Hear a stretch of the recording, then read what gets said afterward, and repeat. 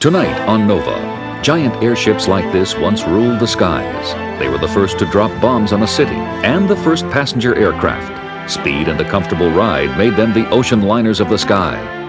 But a number of well-publicized crashes ended their reign. Some never gave up on the airship, and today there is a small renaissance for these machines. Isn't it great? Oh, brother, it's fantastic and great twit. The Blimp is back. Oh, God.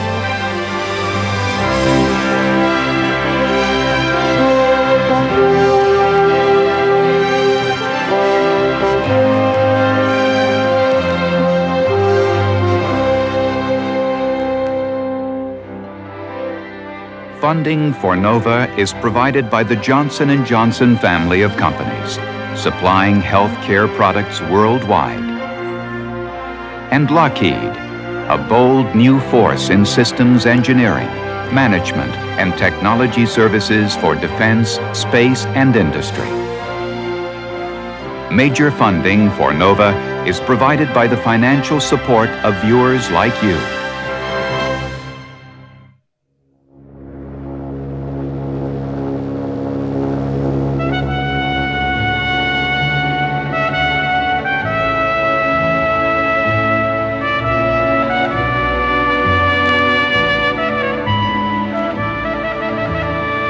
Anyone who has seen the Goodyear Blimp can appreciate why people might build these graceful and most capricious of aircraft, lighter than air machines. This familiar craft, small as airships go, is but a relic of the giant dirigibles that once dominated the skies.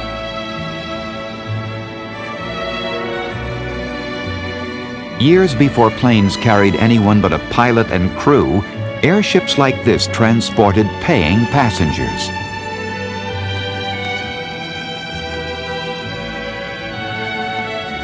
By the late 1920s, airships were more comfortable and faster than steamships.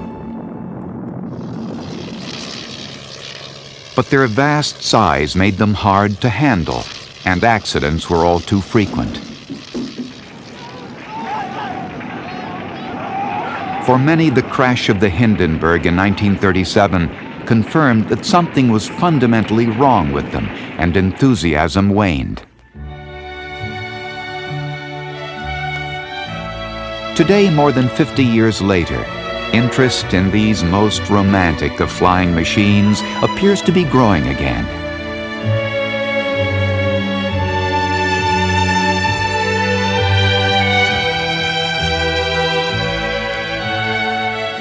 Are the designers of these modern dirigibles visionaries, anticipating some new age for the airship, or hopeless romantics, ignoring the lessons of the past? With lighter than air, it seems that the dream never dies.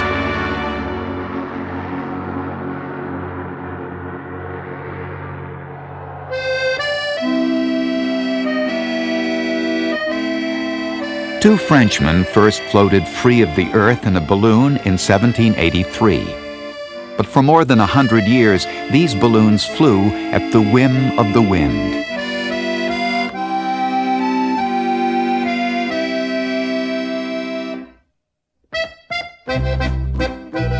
Then, at the turn of the century, Alberto Santos Dumont, a young Brazilian living in Paris, took the first important step in powering and steering balloons. Santos attached a propeller to his motorcycle engine and slung it under a silk balloon. He filled the balloon with hydrogen lifting gas. As the airship rose, the outside air pressure decreased, allowing the hydrogen gas to completely fill the balloon. On returning to Earth, the hydrogen contracted again.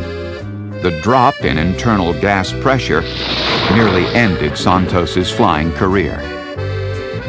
To stop the airship from folding in two, Santos pumped air into an inner balloon called a ballonnet. As the airship rose and the hydrogen expanded, he released air from the ballonnet to maintain internal pressure. On the way down, re-inflating the ballonnet kept the pressure up and the balloon firm.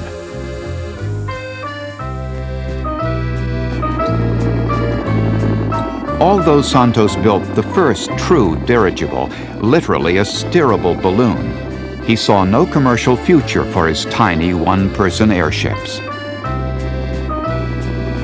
To propel a dirigible balloon through the air, he once remarked, is like pushing a candle through a brick wall. In Germany, an ex-cavalry officer, Count Ferdinand von Zeppelin, took the next step in airship design. Instead of limp fabric bags made firm by the pressure of the gas within, Zeppelin's airships were truly rigid. Zeppelin filled a lightweight aluminum framework with 17 separate hydrogen bags. The skeleton was then covered with canvas to create a streamlined hull. Hydrogen-filled airships controlled their buoyancy by carrying water ballast. To make them lighter, water is released, while releasing gas makes the airship sink. Zeppelin's designs were known as rigid airships.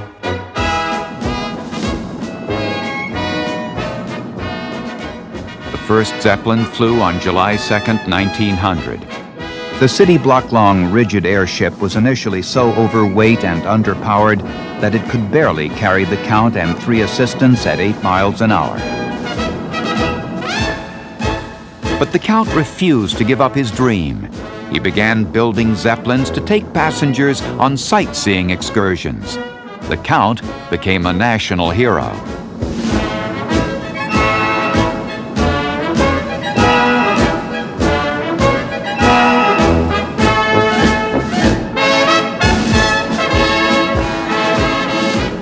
He finally developed a Zeppelin that flew almost 50 miles an hour. The German War Ministry was impressed. The aging Count was overjoyed. Instead of passengers, Zeppelins would now carry bombs. Early in 1915, Germany began the first campaign to bomb a nation into submission, and Britain was the target. Although property damage was only scattered, the psychological impact of the raids was devastating.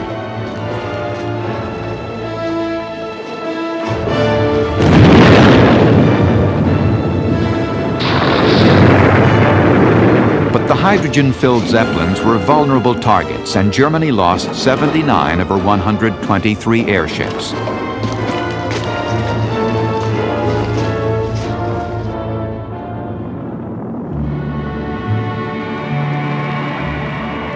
After the war, the U.S. Navy ordered an airship from the Zeppelin Company.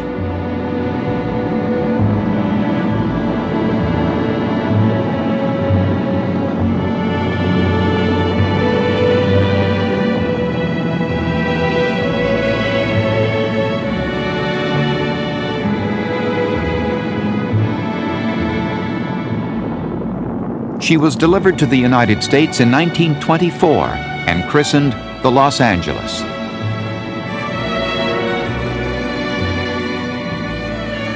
One of her officers was George Watson. And it was built, we always understood from the Germans, with loving hands, because they felt this might be their last airship and it was going to be the best one ever built. And those of us who flew on the Los Angeles quite agreed with them. It was the best one they ever built. It was a wonderful ship, and everything about it was good. And I think it is true that they put a lot of their emotions and their skill into building little L.A. So she had life, and one of the few airships that died in bed.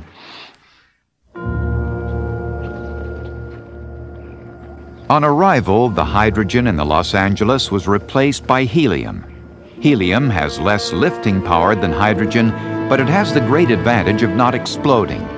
Helium was found underground in Texas, and the United States had a monopoly on helium production.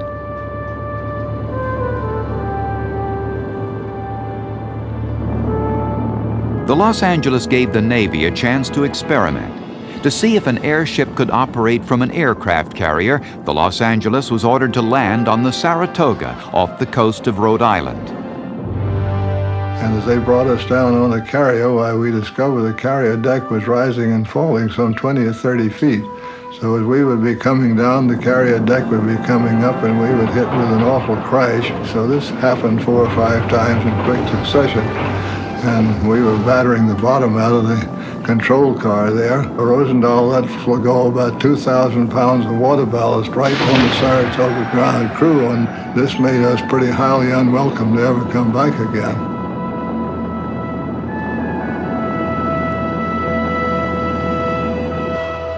The experience gained with the Los Angeles encouraged the Navy to try and take the lead in airship development.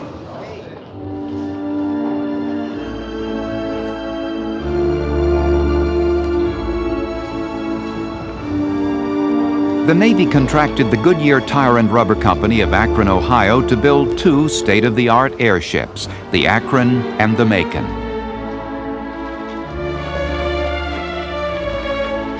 The Akron contained 8 million cubic feet of helium. It was over 2 football fields in length. The 8 inboard engines could cruise at 70 miles an hour for up to 75 hours.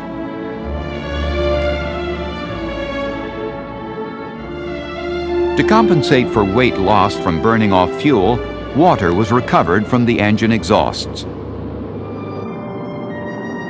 In 1931, there were great expectations for the new airships. At that time, you have to remember that the Navy badly needed some surveillance of the really broad ocean areas. The carriers were not ready yet to provide this. They just sort of started off. The seaplanes didn't have the legs to do it with. It was really a device that was badly needed.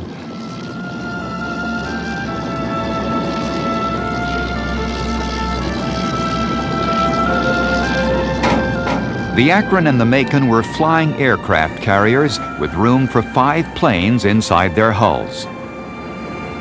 And the idea is these planes, there would be 4 of them out at one time, 2 on each side of the airship, 100 miles apart. So you were sweeping a 400-mile width area as you went along, and of course this greatly extended the amount of area you could cover in surveillance.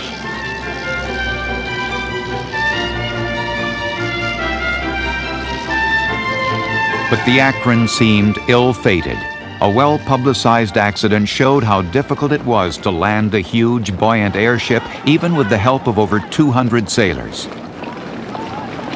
In 1932, while she was attempting to moor, a gust of wind swept her skyward so suddenly that 3 men of her ground crew were pulled high into the air.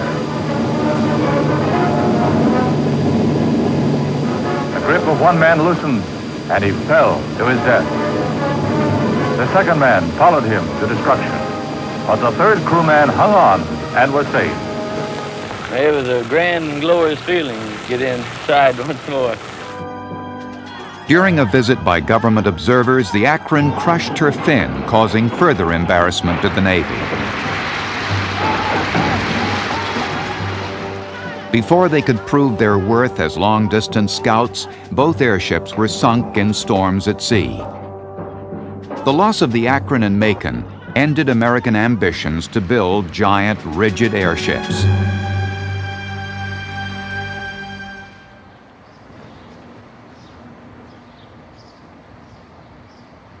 Back in Germany, the Zeppelin Company was enjoying great success with its passenger-carrying airship, the Graf Zeppelin.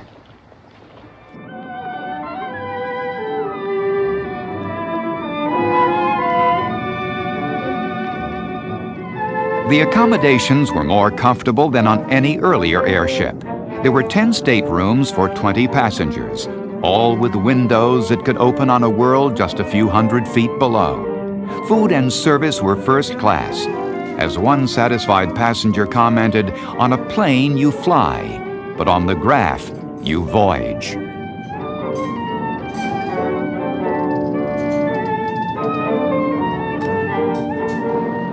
The Graf offered the first transatlantic flights to New York and Rio.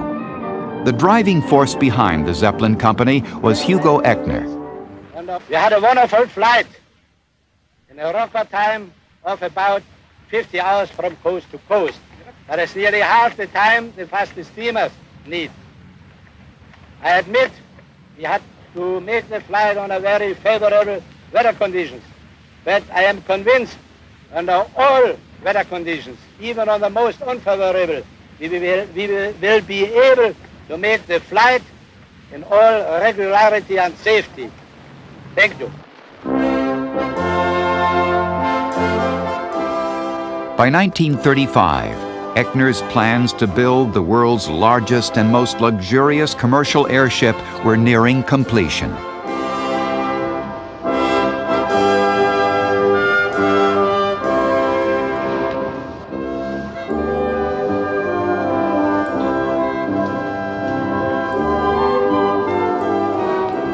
The 16 gas bags were to be filled with helium, purchased from the United States. But huge construction costs forced the Zeppelin company to forfeit control to the German government. The United States, fearing that the Nazis would use the new airship for military purposes, refused to export any helium. So the Hindenburg was filled with hydrogen. The first flight of the 1937 flying season offered 50 passengers the fastest and most comfortable means of crossing the Atlantic.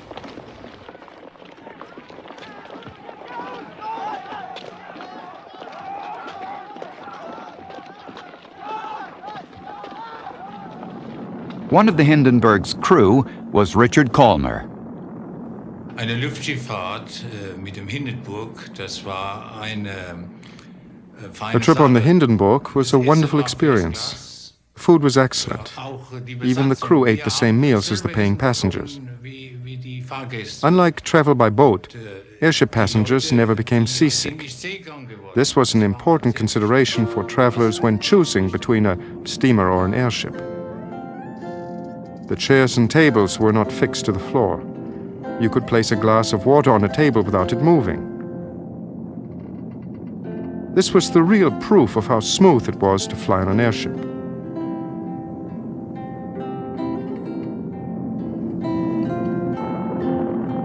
A large crowd had assembled in Lakehurst, New Jersey to greet the Hindenburg's arrival on May 6, 1937. There were news cameramen. Radio reporter Herb Morrison was covering the event live. It's practically standing still now. They've dropped ropes out of the nose of the ship. Has been taken a hold of down on the field by a number of men. The back motors of the ship are just holding it just enough to keep it from... It bursts into flames. And it's crashing. Oh, it's a terrific crash, ladies and gentlemen. The smoke and the flames now. And the frame is crashing to the ground. Oh, the humanity and all the... Und ich bin als erster da raus und bin I was the first out and ran for the fire department. I I think I set a world record running the 100 meters. It was high time to get out of there. Shortly afterwards, the whole ship began to collapse and I would certainly have been injured or killed. In 1 minute, the whole ship was totally destroyed.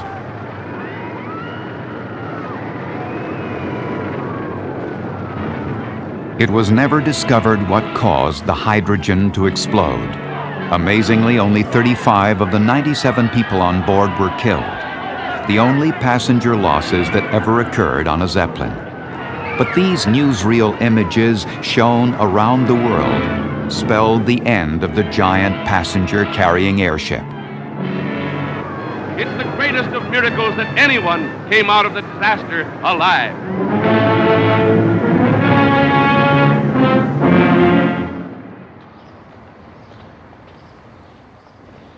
The future of the airship would be the blimp, and the blimp would be filled with helium, not hydrogen.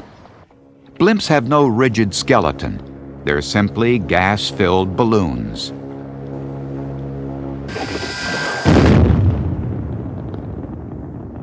In 1940, when Hitler's U-boats started torpedoing merchant ships off America's east coast, U.S. Navy blimps came to the rescue.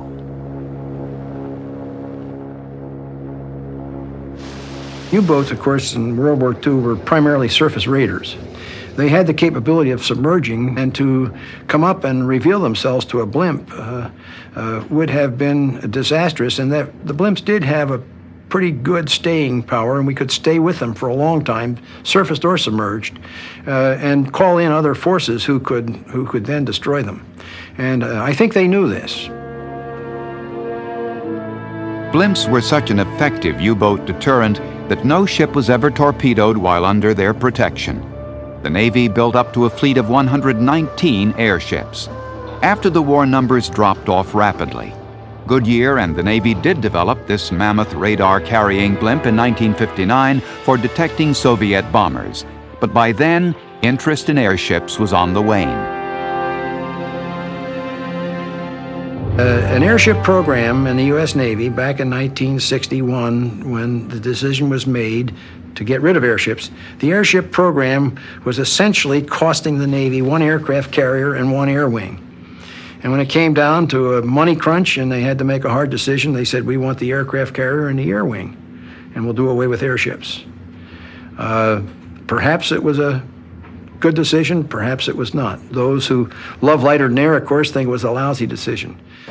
One of the little tricks we've got to be careful about is when all this, before helium inflation, they have to bring all this lot down and evacuate all the air out with a pump. And therefore, this whole lot. Roger Monk is one of those people who loves lighter than air. When it inflates with helium. 2 decades after Goodyear built its last blimp for the U.S. Navy, Monk decided to resurrect the airship idea.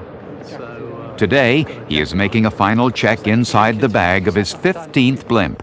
I thought there was no point in producing anything that was the same as Goodyear, because, I mean, they've been doing it for longer, and therefore, so we tried to delete them in technology. So we decided we would put in all the technological advances that we could do, like vectored thrust, like composite materials. In any case, I was more conversant with those. A youthful Roger Monk began his struggle to build a high-tech airship in Cardington, England, more than a decade ago. There's as much difference between our design and the airships of the 1930s as between, a 747 and the aeroplanes of the 1930s. A lot of advances have been made, and they have made aeroplanes safer. And by using those same materials and technologies and design ideas on airships, we hope to make the airship safer and to be more productive. The whole gondola. To improve control of the airship during landing and takeoff, Monk is determined to incorporate a major innovation in blimp design, swiveling propellers. Engines positioned inside the gondola, and we have, this is a model of the propulsor duct. When the ship is taking off and it's full of fuel and heavy, the propulsor is rotated round into the vertical position, so we just drive the ship up away from the ground. Vertically? Yeah. It's used in Harrier. They deflect the thrust downwards. The vectored thrust propulsion system is the most complicated part of the airship. Monk's backers are urging him to abandon this refinement because the project is already behind schedule. Okay, can you pull me that way and up a bit and pull me that way? Up about 3 or 4 feet. And also, it's been, 2 years of absolute sheer hell, really. I mean, 90 hours a week. And also, we're sort of, we're a long way behind time and a long way over budget. And, bank managers and what have you get a little bit harassed. And there's a pretty small margin for error over this last few days. If it didn't go absolutely like clockwork, the whole thing could have gone down the pan. What a day, though, to bring her up to the front of the house. When the airship is finally ready to fly, the weather turns bad. Monk is at a crisis. His backers are giving him an ultimatum: fly within a week or we're pulling out. On the appointed day, test pilot Giovanni Abrati decides to postpone the maiden flight because he feels the wind is still too strong. They weren't getting 10 knots out there. Bastards. Ray, isn't it? They weren't getting 10 knots out there. Ron says he's happy. I know bloody baloney crap about, we won't get any lulls because the sun's coming up. It's constant, 15 up there, which I said would be less. Let's get Jeff. Can you know, it's going out in any case, whatever. I'll take responsibility for the bloody thing. Is everyone ready? We're going, I think. I have to get a move on because the wind's going to get up again shortly. They've got a strong wind warning though coming up, so if we don't get it out in a minute,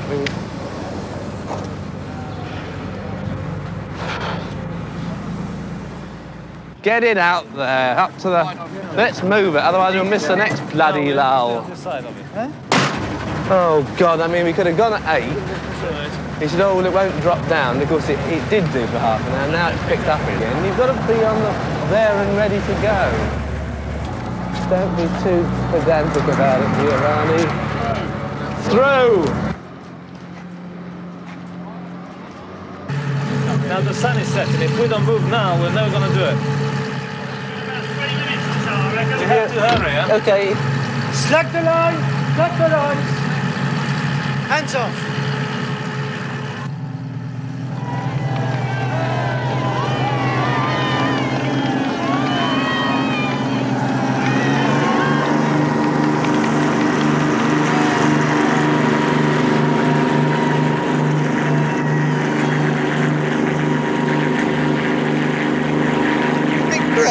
Oh, brother, it's fantastic and great twit.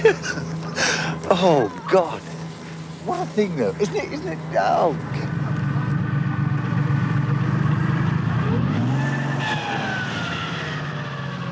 After a successful 20-minute flight, Monk is ecstatic. How was that for a takeoff? Bloody marvellous. Incredible. How did it feel? A bit hairy towards the end. The landing was a bit... If we hadn't had that vector thrust, did you see it cut? We were coming down like a, well, bloody train. Like a stone. Proves the point, though, Adam. Did you say this is the... But 6 weeks later, in a rising gale, Monk is caught trying to stuff the airship back in the hangar. It's a casebook disaster. Most airship losses occur in strong winds on the mast or during attempts to get in and out of the hangar.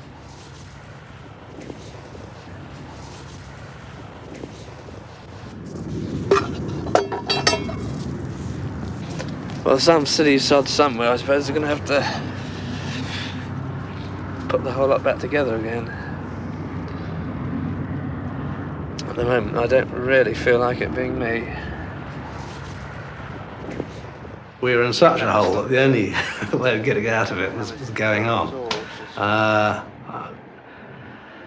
was very ill for about 6 months after that. Anyway, got out of that. We reformed.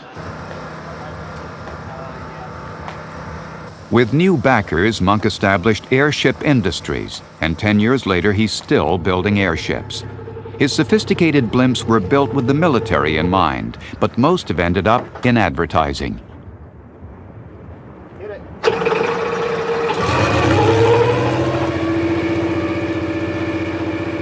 Monk's blimps are expensive. This one sells for $5.5 million, or it can be leased for $3.6 million a year.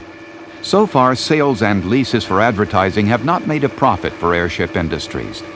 Monk always believed the right role for his blimps was surveillance, but only the Japanese and Korean police have bought them. In July of 1989, the Paris police were concerned about 2 major events that were to take place simultaneously in the city: the 200th anniversary of the French Revolution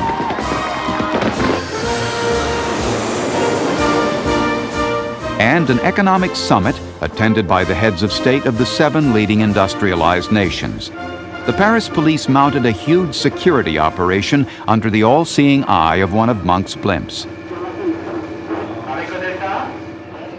The blimp was equipped with a powerful camera that could identify a person at over a mile, and there was an infrared camera for guarding Paris airspace at night. The blimp was aloft for 22 hours a day for 7 consecutive days. Pictures were relayed to police headquarters. For years, the Paris police have had cameras at ground level for monitoring traffic.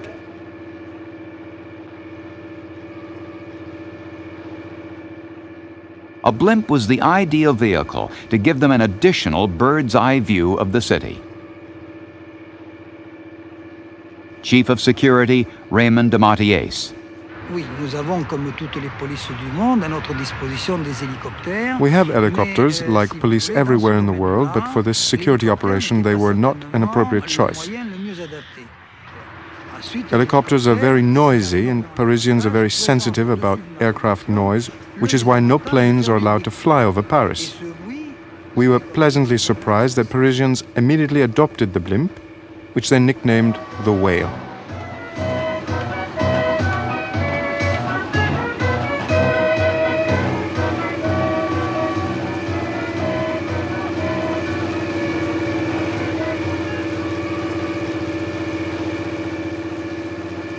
Ou alors TD1 dès maintenant, contrôle de l'itinéraire emprunté par les personnalités, le tronc commun. Votre position actuelle, TD1, votre position actuelle.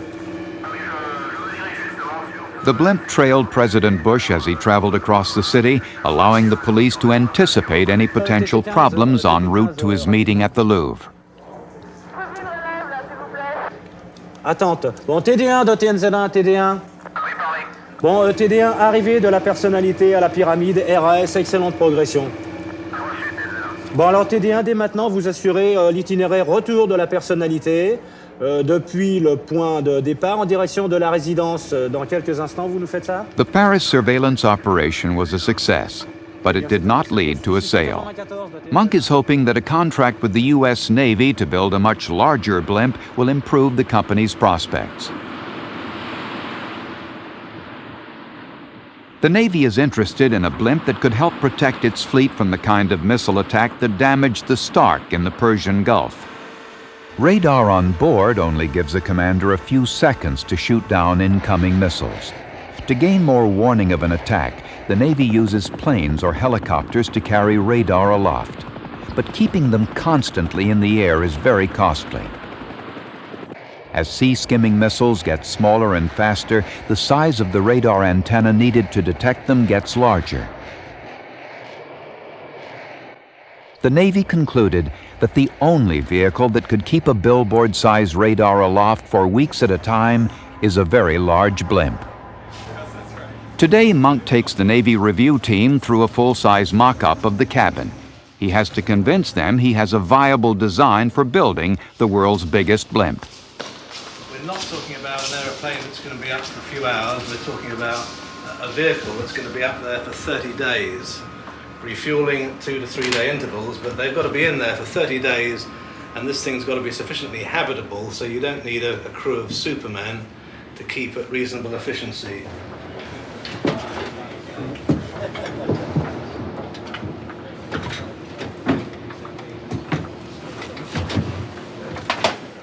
What we find is in the light of an air game that people find it incredibly difficult to visualize airships. They instantly imagine sort of wicker baskets and sort of canvas envelopes creaking across the sky. And you basically have to do this to make people realize that it is an advanced technology product and just as capable as any other airplane. Yeah, I think we could get away with pulling these down even a little bit more. I'm not sure what would happen with your computer panel here. I think the one thing that we do have is massive sticking power and a massive determination to make it work, and I think the Navy actually recognised that. And we're just going to keep pounding away until we get this thing into the air. But Monk's going to need all his determination, because in an old wartime airship hangar in Tillamook, Oregon, a contender is putting the final touches to his new blimp. It's taken 2.5 years to get to the point of having a production version airship. An airship that somebody wants to buy, that we've built, the FAA wants to certify it, and we've got it here finally inflated. It's kind of a birthing process after all this time.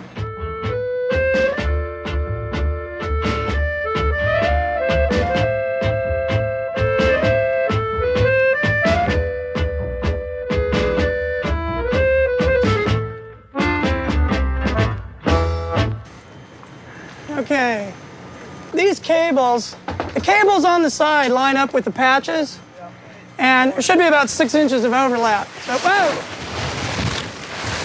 Chris! Thiel founded the American Blimp Corporation when he felt that Monk's blimps were too expensive for many potential advertisers. Although by volume, Thiel's is a quarter the size of Airship Industries, it carries almost half the passenger load. Thiel kept the empty weight of the blimp to a minimum by creating a very simple design. They're loose. Like the early blimp designers, Thiel put the cables that suspend the cabin on the outside of the gas bag. An external suspension system is easy to assemble and maintain once the cables are the right length. And these cables are supposed to come to a point in space, which they do. Unfortunately, it appears to be the wrong point. The cables are designed with what's called a short leg, so that just for this purpose, that if the balloon would stretch with age, or for any reason you'd need to change the length of the cable, you can just work with this short end of the cable. So what we're trying to determine now is if we actually have the parts with us to make up new short legs at the moment. And I guess the answer is yes. Thiel's most important innovation is the design of the envelope. Conventional fabric has to combine both strength and impermeability to gas. Thiel uses two bags. The transparent material on the right contains the helium, while the outer red fabric is the weight-bearing hull. The result is a very lightweight, translucent envelope.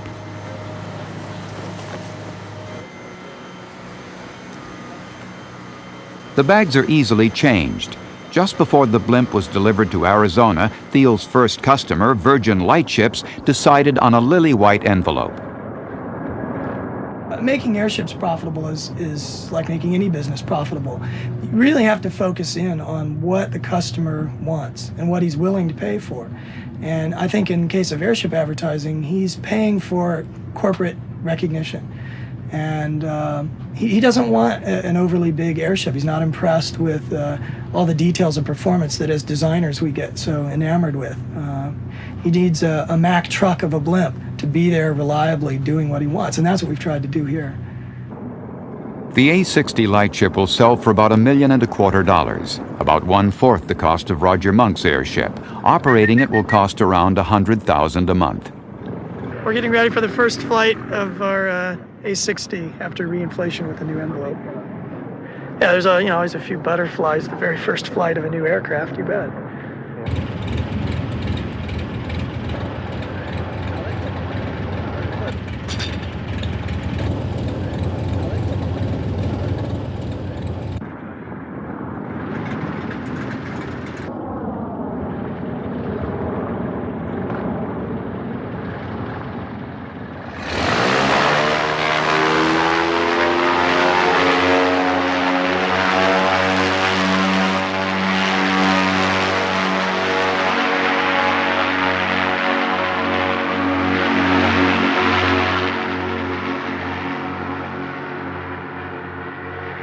Banner on there, it'll really look super. Yeah. You know, it does have a quieter sound. Doesn't it sound good? Yeah, it sounds a lot better, doesn't it? But the best part about it is it really has some kick when you, for acceleration. Dick Whitcomb is an ex-Navy and Goodyear blimp pilot who was Thiel's mentor throughout the development of the Lightship. It's not infrequent that people will assume that they have the capabilities to build airships. I think they're graceful, they're lighter than air, they seem simple. And yet, in fact, those same people would not sit around and propose to build helicopters. And I'm not sure what it is about airships that makes people feel qualified at the drop of a hat to be experts.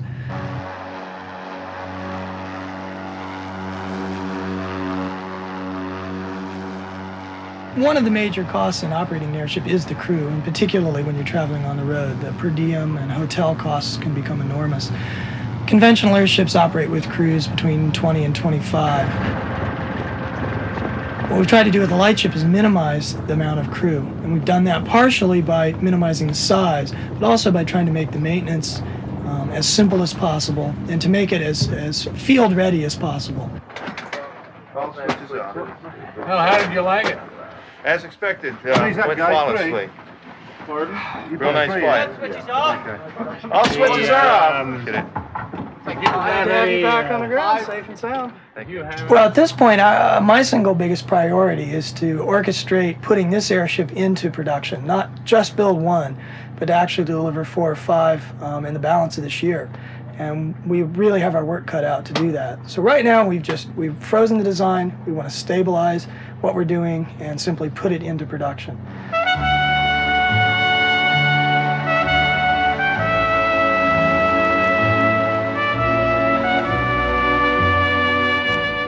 There literally was a day during the walk on the beach that the idea just hit. Let's put a light bulb in there and light it up.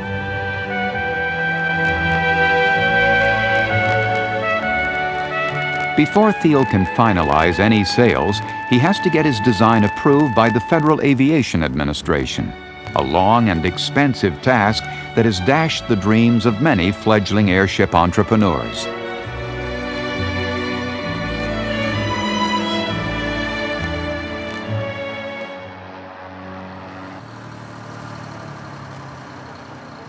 Back in Tillamook, Oregon, another company, coincidentally using the same hangar, has worked 7 years to develop a strange-looking machine called the Cyclocrane.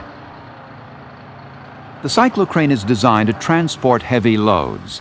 It was initially funded by a group of Canadian logging companies and the U.S. Forest Service who wanted an aerial crane to carry logs out of inaccessible forests where roads didn't exist. The designers claim that the Cyclocrane will eventually carry twice the load of a helicopter at a quarter of the cost. Flies just like a helicopter, and it's very easy to fly. An old man like me could fly it because it reacts very slow, but it's extremely stable. Flies very well.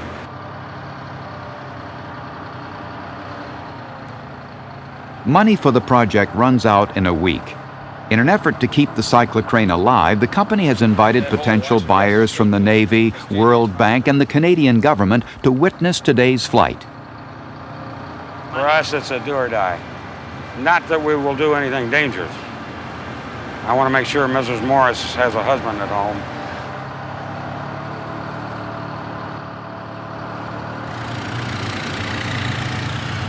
Nah, she looks good. As soon as that cab gets hooked up, we'll go. J.J. Morris's precarious-looking perch for flying the Cyclocrane is the modified helicopter cab sitting on top of the tractor.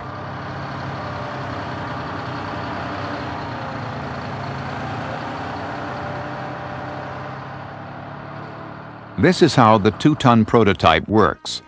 There is enough helium in the bag to lift the Cyclocrane, the suspended pilot's cab, and 50% of the weight of the payload. When the pilot starts rotating the Cyclocrane, air passes over the red airfoils, which act like the wings of an airplane and provide the aerodynamic lift for a 2-ton load.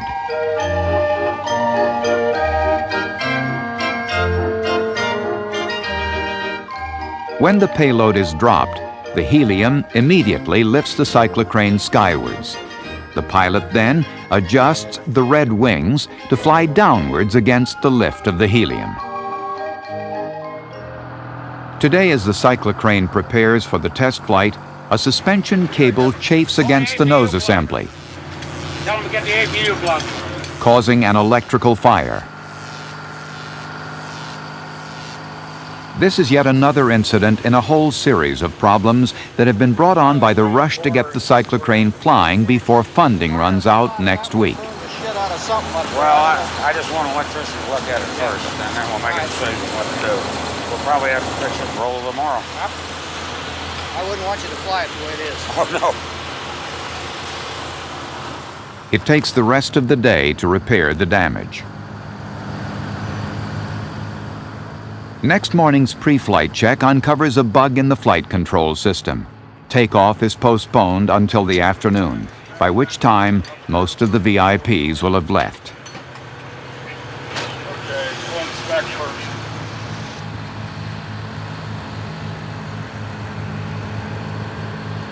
Alright, so let's try it one more time.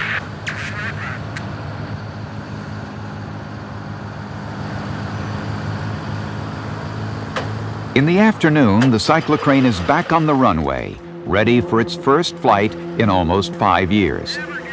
As JJ attempts to ease the cyclocrane off the tractor, it's clear that something is seriously wrong.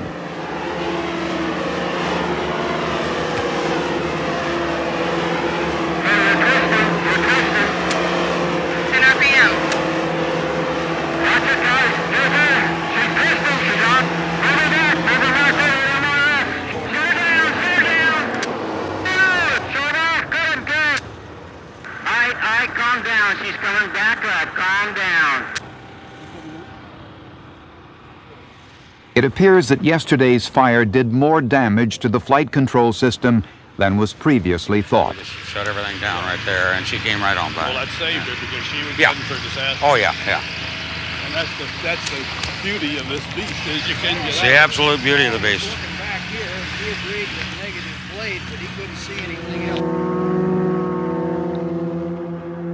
This is the cyclocrane in 1984 when it made several successful flights.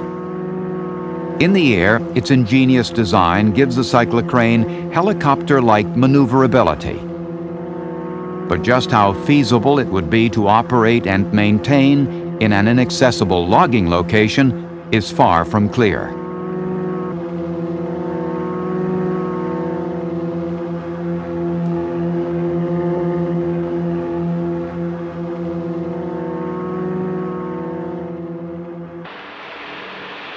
In 1986, the U.S. Forest Service funded another attempt to produce a heavy-lift airship for transporting timber. The Helostat, designed by helicopter designer Frank Piasecki. Piasecki attached 4 surplus helicopters to a surplus Navy blimp envelope. The helium provides the lift to get the weight of the Helostat itself off the ground, while the helicopter rotors lift a 25-ton payload.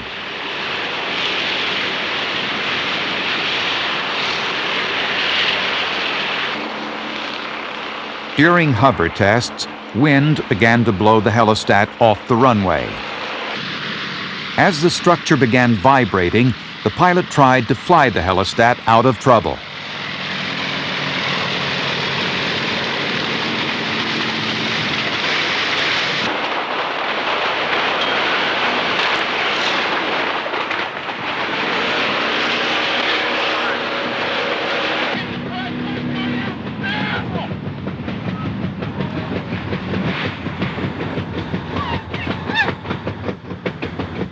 One of the 4 pilots was killed, and work on this marriage of helicopter and blimp was not continued. But the idea of an airship as an aerial crane is not dead. Adrian, c'est bon ça? You see the flower? Around there is a great tree. Here in French Guiana, another attempt to use an airship as an aerial crane is about to start. The world's biggest hot air dirigible was built by a British company, Thunder & Colt. The large volume is needed to lift this 1-ton raft that will allow a French-led team of biologists to work on the very tops of the trees. The buoyancy of a hot air dirigible is adjusted by turning on the burner inside the airbag. More heat gives more lift. No ballast is used.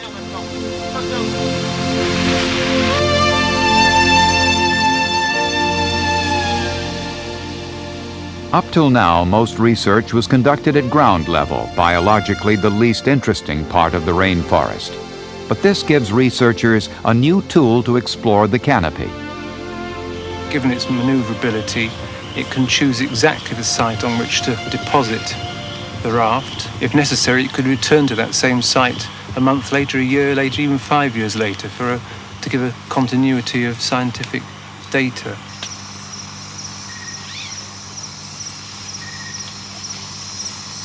The main feature of interest for us at the canopy is its hitherto inaccessibility. People have been trying all sorts of methods to get to the top of the trees, and it's at the top of the trees where all the activity is taking place, or most of the activity.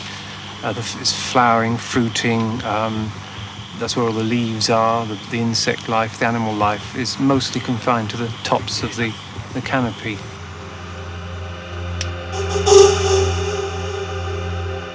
But hot air dirigibles have their limitations.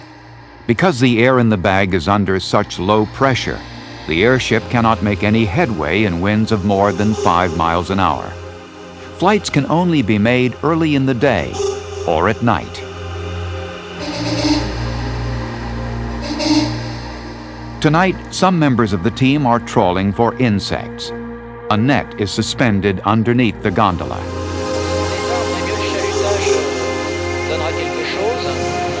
On a trop de relief pour être trop près. Surtout dans ce coin-là où il y a 3 montagnes. Oh, on descend. Alors là c'est l'événement, c'est le premier insecte capturé depuis la nacelle. Là, la brume, c'est un peu d'ici. Oh, le chalut va toucher là. Merde, des insectes dans la... Unlike a helicopter, the airship can float along without a destructive downdraft. Oh là, le chalut. Le chalut. C'est bon, il est passé. Ah. Qu'est-ce que c'est? Qu'est-ce que c'est? During the night, the raft has slipped, but the team decides to continue working.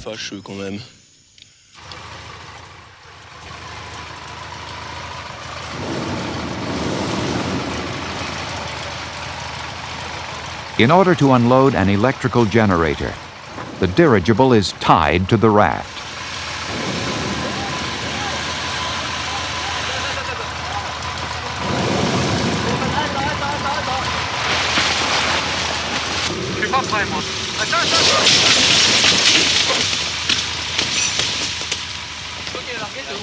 The additional weight causes the raft to fold in two. It is undamaged, but wedged between the trees 100 feet off the ground. D'ailleurs, ça craque par là-bas. Je pense qu'il faut faire quelque chose. Attends, Gérard, éventuellement, ne va pas là, c'est en train de se rabattre, là. Attention, ça descend.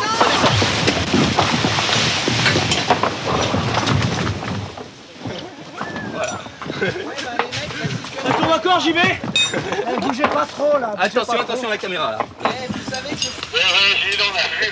The success of the expedition depends on the airship's ability to extract the raft. But will the dirigible have enough lift? This will be its first real test. The rescue is postponed until early the following morning.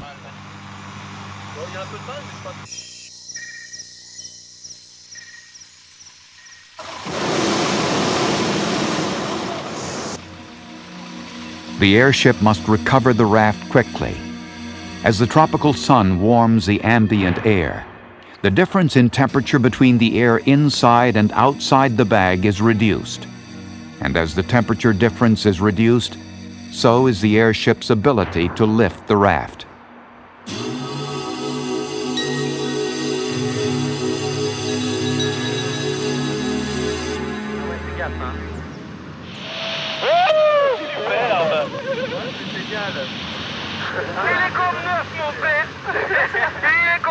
Ça y est, c'est parti, le radeau est libéré. Bon, eh ben, on vous attend, on fait chauffer le café.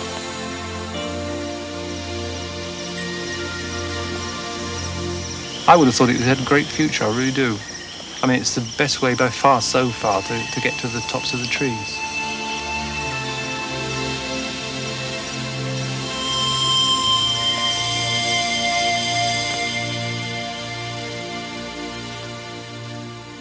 So perhaps, after all, there is a future for the airship in a few specialized applications. But Goodyear won't be a part of building this future. In 1987, when Goodyear was developing its first new airship in 30 years, the company was forced to sell the aerospace division to defend itself from a hostile takeover bid. This airship ended Goodyear's 75-year tradition of airship construction. 1 month before Roger Monk's latest airship was due to fly, Airship Industries UK collapsed under debts approaching $100 million. Despite this setback, Monk remains optimistic that the giant blimp he designed for the Navy will fly in 1994. In Tillamook, the Cyclocrane has become a hangar queen. Amazing. That's unbelievable. But all may not be lost. A major amusement park operator is looking at the Cyclocrane as an aerial attraction. Of all the recent efforts to revive interest in airships, Jim Thiel's appears most likely to succeed commercially. His design was finally certified by the FAA, and Thiel has now sold several airships for advertising. But the best hope for the airship is the enthusiasm that it generates in its supporters, who continue to create these wonderful machines that are lighter than air.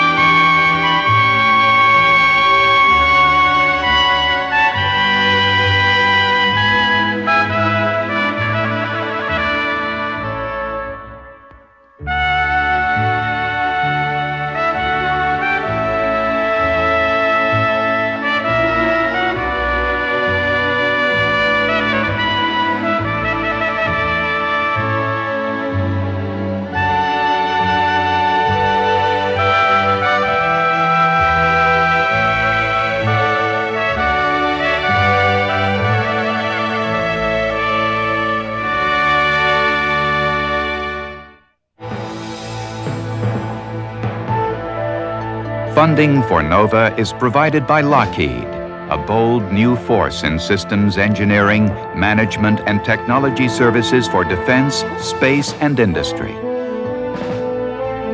And the Johnson & Johnson family of companies, supplying healthcare products worldwide. Major funding for NOVA is provided by the financial support of viewers like you. For a transcript of this program, send $5 to this address or call 212-227-READ. This is PBS. Next time on NOVA. The Northern California earthquake of 1989 was the most expensive natural disaster in United States history. The proliferation of video equipment made it the most watched. It was also expected. The effort to predict earthquakes is a roller coaster ride filled with stunning revelations and catastrophic failures. When can we expect another earthquake? That's next time on NOVA.